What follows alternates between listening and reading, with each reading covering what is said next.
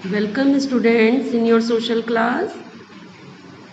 बच्चों, आपने पिछली वीडियो में अपने हिंदी के चैप्टर 2 दादी माँ का आधा चैप्टर पढ़ लिया था। इसमें आपने जाना था कि लेखक किस प्रकार से अपने बचपन की बातों को याद कर रहा है या अपनी दादी माँ के साथ बिताए हुए पलों को याद कर रहा है। तो अब आगे का चैप्टर पढ़ते हैं। मुझे भी पास ही एक चारपाई पर चादर उड़ाकर दादी माँ ने चुपके से सुला दिया था। हम लोग कहाँ पर पढ़ रहे थे कि जब लेखक के भाई किशन भैया की शादी थी और शादी की रात में सब लोग बारात में जाते हैं तो लेडीज़ घर पर क्या करती हैं, वो तरह तरह के अभिनय करती हैं जिसमें लेडीज़ और जेंट्स दोनों के ही पार्ट को खुद ही अदा करती हैं। तो वहाँ पर जेंट्स को आना अलाउ नहीं होता है। अब वहाँ पर क्या हुआ, जो लेखक थे वो तबीयत ठीक नहीं थी इसलिए वो शादी में नहीं जा सके थे, तो वो वहीं पर ही चादर ओढ़कर चुपचाप सो गए। बड़ी सोए तो नहीं थे, हालांकि वो जाग रहे थे, पर चादर उड़ाकर उन्होंने दादी माँ ने उन्हें लिटा दिया। अब उन्हें बड़ी अंदर ही अंदर हंसी आ रही थी। सोचा कहीं जोर से हंस दूं, भेद खुल जाए तो बाहर किया जाऊंगा। कि जोर से हंसा तो सब लेडीज़ क्या करेंगी, उन्हें बाहर निकाल देंगी। पर भाभी की बात पर हंसी रुक ना सकी और भंडाफोड़ हो गया। जब वो उन लोगों के अभिनय की बातें सुन रहे थे तो अचानक उन्हें जोर से हंसी आ गई।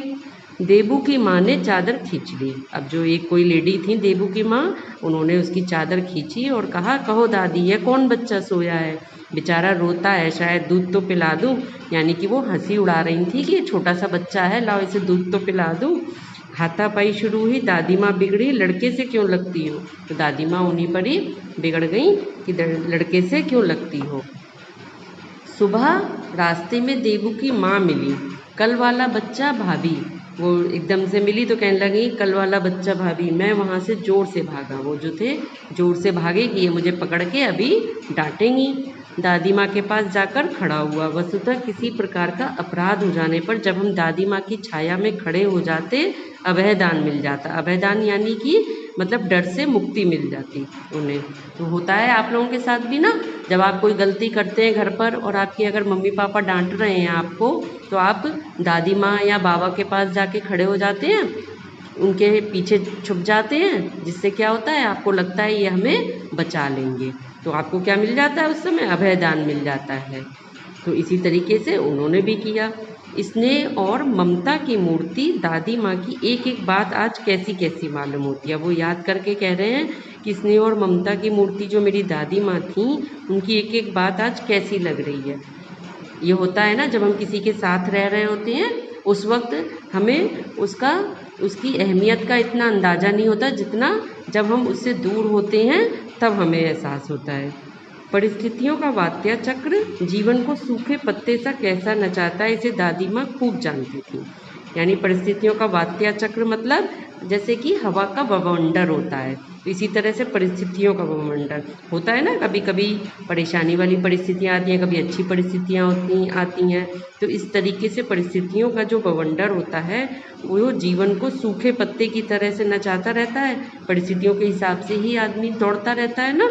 तो उसे दादी माँ खूब अच्छी जानती थी, क्योंकि उन्होंने बहुत सारी परिस्थितियों को झेला था। दादा की मृत्यु के बाद से ही वे बहुत उदास रहती। दादाजी की जब मृत्यु हो गई तो उसके बाद वो बहुत उदास रहती थी। क्यों? क्योंकि संसार उन्हें धोखे की टट्टी मालूम होता। संसार उन्हें क्या लगता था, ये संसार तो उन्हें धोखे का वो है, यानी जैसे जो एक चादर की तरह से है धोखे की। दादा ने उन्हें स्वयं जो धोखा दिया, मतलब कि उनका कहना था कि दादा ने भी उनको धोखा दिया। वे सदा उन्हें आगे भेजकर अपने पीछे जाने की झूठी बात कहा करते थे। मतलब कि वो हमेशा ये कहते थे कि तुम पहले जाओगी ऊपर भगवान के पास और मैं बाद में जाऊंगा। लेकिन हुआ क्या कि दादाजी पहले चले गए और दादी को छोड़ गए। तो इसलिए वो उनकी एक तरह से झूठी बात हुई ना उनकी। तो दादा की मृत्यु के बाद कुकुरमुत्ते की तरह बढ़ने वाले मुंह में राम बगल में छुरी वाले दोस्त की शुभचिंता ने स्थिति को और भी डवाडोल कर दी। तो स्थितियां और ज़्यादा खराब हो गई दादा की मृत्यु के बाद। कुकुरमुत्ते की तरह बढ़ने वाले, कुकुरमुत्ता जिस तरीके से जल्दी जल्दी बढ़ता है, इसी तरीके से जल्दी जल्दी लोग इस तरीके के उनके सामने आए जो मुंह में राम बगल में छुरी। सामने तो मतलब कि उनके मुंह मियाँ मिट्ठू बनते हैं और पीठ पीछे से वार करते हैं। ऐसे लोगों ने, ऐसे दोस्तों ने उनकी स्थिति को और भी क्या कर दिया, डवाडोल कर दिया, खराब कर दिया। दादा के श्राद्ध में दादी माँ के मना करने पर भी पिताजी ने जो अतुल संपत्ति व्यय की वह घर की तो थी नहीं, यानी कि कुछ तो लोगों ने उन्हें धोखा दिया जिससे कि परिस्थिति खराब हुई, और कुछ दादाजी के श्राद्ध में दादी माँ ने मना करा परंतु फिर भी पिताजी ने बहुत सारी अतुल संपत्ति यानी बहुत अधिक संपत्ति खर्च कर दी। दादी माँ अक्सर उदास रहा करती। माघ के दिन थे, अब वो अक्सर उदास रहती थी। माघ के दिन थे, कड़ाके का जाड़ा पड़ रहा था, बहुत तेज ठंड पड़ रही थी। पछुआ का सन्नाटा यानी कि पश्चिम से जो हवाएं आती हैं उनका सन्नाटा, और पाले की शीत, पाला पड़ता है जब कहते हैं जब ठंड में बहुत कड़ाके की ठंड होती है तो उसको कहते हैं। तो पाले की शीत ठंड जो है वो हड्डियों में घुसी पड़ती, जब पड़ती है ना अपने आप ही जनवरी में ठंड बहुत तेज़, तो एकदम से लगता है जैसे अंदर तक ठंड घुसी जा रही है। वही शाम को मैंने देखा दादी माँ गीली धोती पहने, ऐसी कड़ाके की सर्दी में दादी माँ गीली धोती पहने हुए कोने वाले घर में एक संदूक पर दिया जलाए हाथ जोड़कर बैठी थी। वो एक दिया जलाकर हाथ जोड़कर बैठी हुई थी। उनकी स्नेह कातर आंखों में मैंने आंसू कभी नहीं देखे थे। उनकी स्नेह कातर आंखों में मतलब प्यार बरसाने वाली आंखों में मैंने आंसू कभी नहीं देखे थे, पर उस समय वो आंसू आंखों में लिए आंख बंद करके बैठे हुए थे। मैं बहुत देर तक मन मारे उनके पास बैठा रहा। अब लेखक क्या कह रहे हैं, बहुत देर तक वो मन मारे उन्हीं के पास बैठे रहे। उन्होंने आंखें खोली तो वो बोले दादी माँ। तब लेखक ने कहा, जैसी उन्होंने आंखें खोली उन्होंने कहा दादी माँ। फिर वो बोले क्या है रे तू यहाँ क्यों बैठा है। दादी माँ क्या बोली, क्या है भाई तू यहाँ क्यों बैठा है। दादी माँ एक बात पूछूं बताओगी ना। मैंने उनकी स्नेहपूर्ण आंखों की ओर देखा तो उन्होंने दादी माँ की ओर देखकर कहा कि मैं एक बात पूछूं बताओ। ये देखिए बच्चों, आपकी बुक में पिक्चर बनी है, दादी माँ बैठी हैं हाथ जोड़े और दिया जलाए हुए शांत मन से याद कर रही हैं वो। फिर दादी माँ ने कहा क्या है पूछ, तुम रोती थीं।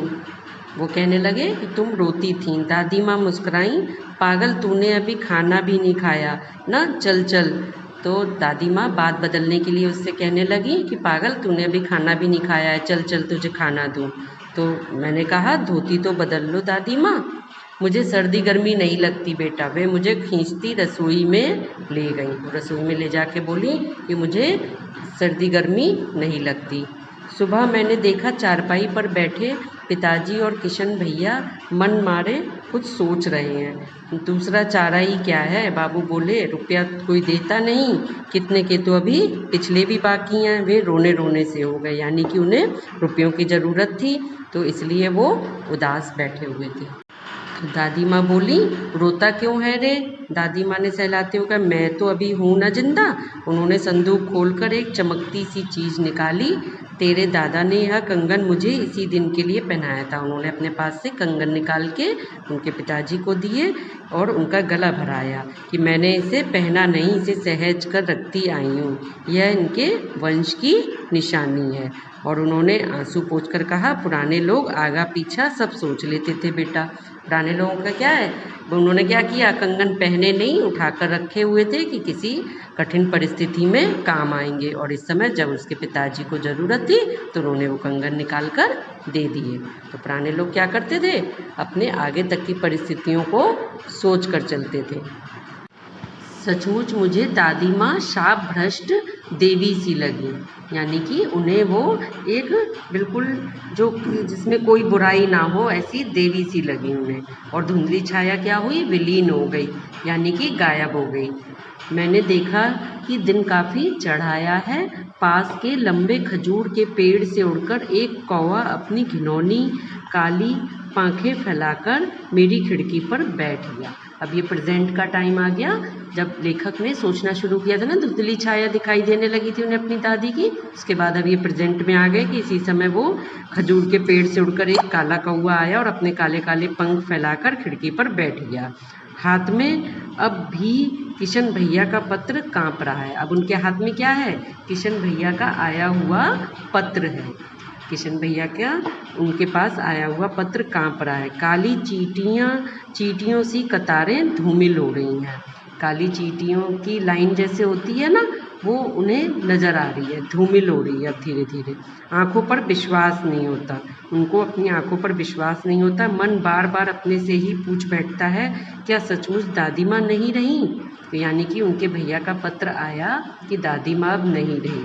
तो ये पत्र पढ़ने के बाद ही उन्हें ये सारी बातें उनकी दादी माँ की याद आई, और अब उसके बाद वो अपने आप से ही पूछ रहे हैं कि क्या सचमुच दादी माँ नहीं रही।